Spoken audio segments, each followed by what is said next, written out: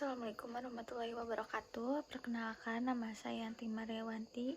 Saya mahasiswa dari Universitas Muhammadiyah Sukabumi, prodi S1 Keperawatan. Di sini saya akan menjelaskan atau memaparkan materi tentang kegawat daruratan trauma muskuloskeletal. Baik, di sini ada apa itu trauma muskuloskeletal? Trauma muskuloskeletal yaitu kondisi di mana terjadinya cedera atau trauma pada sistem muskuloskeletal yang menyebabkan disfungsi struktur di sekitarnya dan struktur pada bagian yang dilindungi oleh bagian penyangganya. Di sini ada trauma muskuloskeletal. Trauma muskuloskeletal ini dibagi menjadi 3. Yang pertama ada trauma jaringan lunak, lalu yang kedua ada fraktur, dan yang ketiga ada dislokasi. Untuk trauma jaringan lunak ini dibagi menjadi 2, yaitu luka tertutup dan luka terbuka. Untuk fraktur juga ada fraktur terbuka dan fraktur tertutup. Untuk jaringan lunak, di sini jaringan lunak adalah istilah yang mencakup semua jaringan yang ada pada tubuh kecuali pada tulang. Trauma ini mencakup kulit, otot, pembuluh, ligamen, tendon, dan saraf.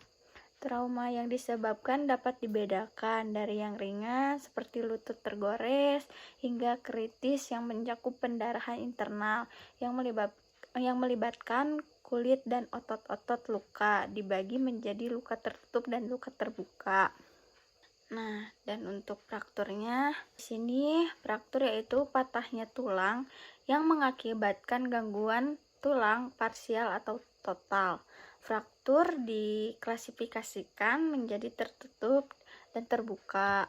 Dan untuk dislokasinya yaitu sebuah perpindahan dari ujung tulang pada sendi yang mengakibatkan tidak normalnya ligamen di sekitar sendi.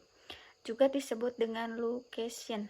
Terjadi ketika ada pemisahan abnormal pada sendi di mana 2 atau lebih tulang bertemu. Di sini ada luka tertutup, ada 5. Yang pertama ada kontusio, yaitu cedera traumatis pada jaringan di bawah kulit.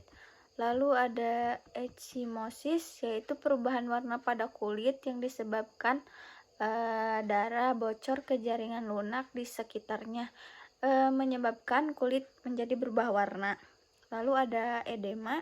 Edema ini yaitu pembekakan akibat peradangan atau cairan abnormal di bawah kulit. Lalu ada strain, yaitu robeknya otot yang dihasilkan dari peregangan berlebihan atau terlalu banyak tenaga. Lalu yang terakhir itu ada keseleo, cedera sendi yang mengakibatkan kerusakan pada ligamen dan dislokasi sebagian atau sementara dari ujung tulang, robekan atau peregangan ligamen penyokong. Lalu di samping ada luka terbuka, yaitu ada abrasi, hilangnya lapisan kulit atas. Lalu ada laserasi, yaitu potongan kulit dengan tepi bergerigi. Lalu yang ketiga ada sayatan. Sayatan ini ditandai dengan tepi halus dan menyerupai potongan kertas. Lalu yang keempat ada tusukan. Tusukan ini biasanya luka yang dialami dan sempit seperti luka tusukan akibat paku atau pisau. Lalu ada avulsi. Avulsi ini yaitu di mana lipatan kulit secara paksa terkoyak dari perekatannya. Lalu yang keenam ada amputasi. Amputasi ini yaitu pelepasan sebagian atau seluruh anggota badan atau pelengkap tubuh lainnya. Di sini ada fraktur tertutup dan terbuka. Untuk fraktur tertutup ini yaitu di mana tulang patah tanpa penetrasi kulit atau koneksi dengan permukaan luar. Untuk fraktur terbukanya yaitu di mana adanya luka pada kulit atau jaringan ikat di atasnya karena adanya paparan dari patah tulang. Selanjutnya di sini ada dislokasi normal dan tidak normal. Biasanya gejala dislokasi ini seperti gerak yang terbatas bahkan sampai hilang. Lalu saat bergerak terasa nyeri, terus lalu mati rasa di sekitar area tertentu, lalu ada paresthesia dan perasaan gili di anggota badan. Baik, di sini ada faktor resiko. Faktor resiko ini meliputi ada usia, pekerjaan, tingkat aktivitas, dan gaya hidup. Untuk usia seorang yang atau lansia cenderung mengalami nyeri pada tulang atau pada muskuloskeletal dari sel-sel tubuh yang mengalami kerusakan dan dapat beresiko patah tulang dikarenakan kekuatan tulang yang menurun dapat disebabkan karena jatuh. Untuk pekerjaan di sini, pekerjaan yang berada pada suatu tempat yang sama dan tidak berpindah atau sikap tubuh yang buruk dapat menyebabkan gangguan pada muskuloskeletal.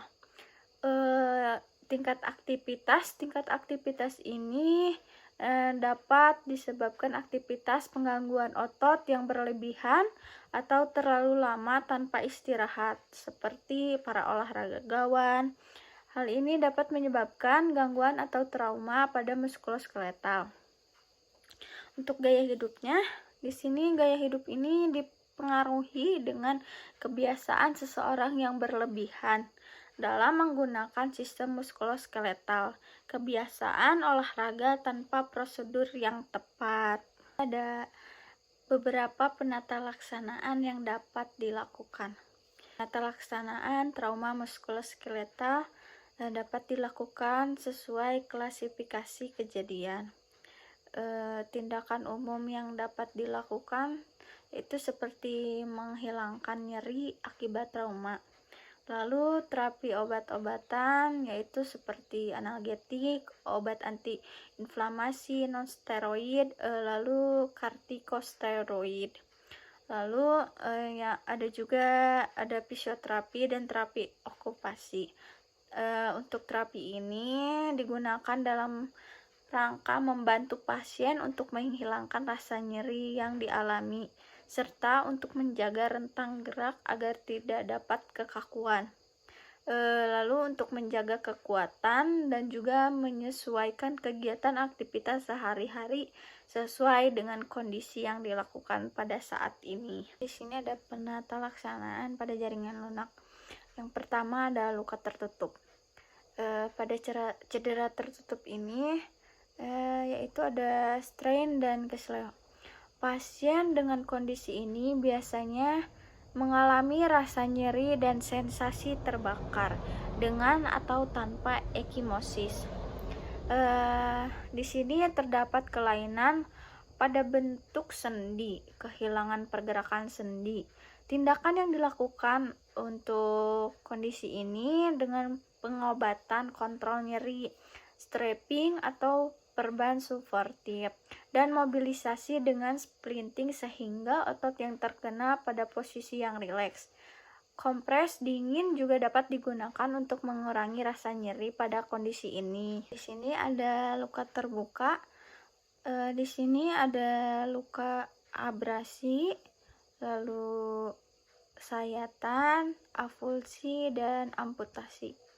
Untuk penata laksanaan yang dapat dilakukan dengan pembersihan luka atau menutup luka dengan perban.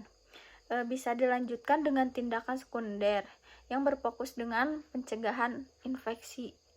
Lalu ada perawatan untuk sayatan yang dapat dilakukan umumnya sama dengan perawatan abrasi, mengaliri luka dengan NaCl, lalu menghilangkan benda asing yang menempel, lalu mengontrol pendarahan dengan menerapkan kompresi dan pembalutan luka setempat. Lalu avulsi. Penata laksanaan harus dilakukan dengan cermat dan hati-hati untuk menghindari cedera vaskular dan neurologis. Pendarahan harus dikontrol dengan tekanan langsung pada tempat pendarahan, yaitu bagian avulsi harus dikelola dengan menerapkan beberapa pembalut yang sangat kuat. Kontaminasi juga harus dihindari. Pastikan penutup avulsi harus rata dengan posisi yang normal. Lalu amputasi. Perawatan dinilai dengan ABCDE yang menerapkan manajemen jalan napas, pernafasan, sirkulasi, kecacatan, dan lingkungan pasien yang kontrol pendarahan dengan tekanan langsung atau aplikasi tourniquet. Jika tourniquet diaplikasikan harus menutup aliran arteri karena sistem pena yang dapat meningkatkan pendarahan. Penata laksanaan ini dengan pengobatan shock melalui cairan IV dan atau transfusi darah, vasopresor jika perlu, kontrol rasa sakit dan pemantauan terus-menerus. Di sini ada penata laksanaan pada pasien fraktur. Biasanya pasien fraktur dimulai dengan ABCDE untuk mengontrol pendarahan, perawatan shock, meringankan rasa sakit, mengobati cedera terkait, dan menutupi area yang terluka dengan pembalut yang steril. Lalu bisa juga imobilisasi fraktur. Ini ada penata laksanaan dislokasi. Perawatan dislokasi ini tergantung pada tempat terjadinya dan tingkat keparahannya.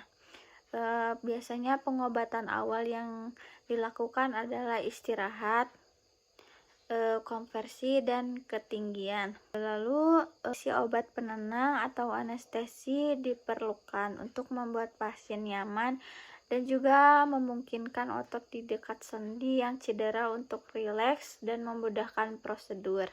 Komplikasi yang terjadi ini ada apa aja sih? Biasanya komplikasi yang dapat timbul akibat trauma muskular adalah sindrom kompartemen akut, yaitu peningkatan tekanan jaringan intrastitial yang berkepanjangan di dalam kompartemen yang ada di fasia, yang dapat menyebabkan gangguan perfusi dan kerusakan jaringan. Terkait dengan peningkatan permeabilitas pembuluh darah dan kebocoran plasma ke ruang intraseluler menyebabkan tekanan yang lebih lanjut pada otot dan saraf. Mungkin cukup sekian pemaparan materi dari saya. Kurang lebihnya mohon maaf. Assalamualaikum warahmatullahi wabarakatuh.